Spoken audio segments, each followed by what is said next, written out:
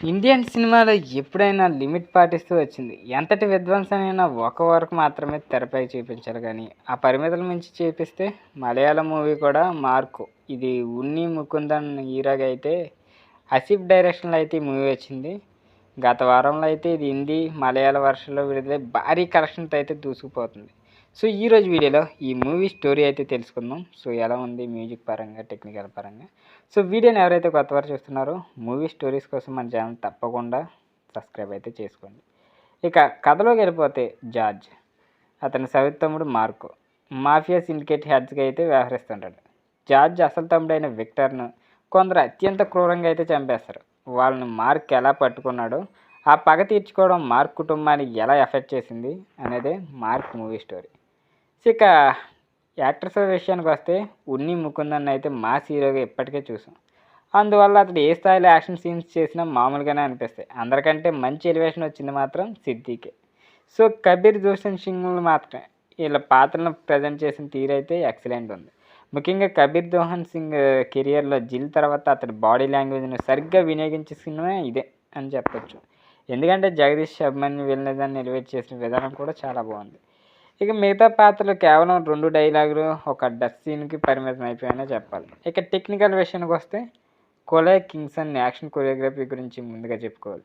అసలు స్టోరీలో ఏమాత్రం పట్టలేకపోయినా కేవలం యాక్షన్ బాక్స్తోనే దీన్ని లాక్కొచ్చేసారనే చెప్పొచ్చు. ముఖ్యంగా ది రైడ్ అనే ఇండోనేషియన్ సినిమాలోని యాక్షన్ బ్లాక్స్ ఆధారంగా తెరకెక్కిన బిల్డింగ్ అయితే ఆ ఫైట్ మంచి కిక్ ఇస్తుంది. బిల్డింగ్ పైకి ఎక్కి చేసేది. ఈ ఫ్యామిలీ మొత్తాన్ని విలన్ అటాక్ చేసే సీన్‌లో యాక్షన్ ఓవర్ యాక్షన్స్ అయితే ఎక్కువ ఉంది. ఒక స్టేజ్లో ఇది హింస కాదు శాడిజం కూడా అనిపిస్తుంది.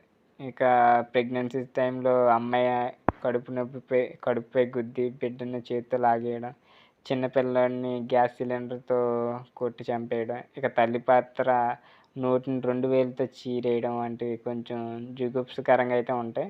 మరి ఈ సీన్స్‌ను సెన్సార్ బోర్డ్ కేవలం ఏ సర్టిఫికేట్‌తో ఎలా రిలీజ్ చేసిందనేదే పెద్ద ప్రశ్న.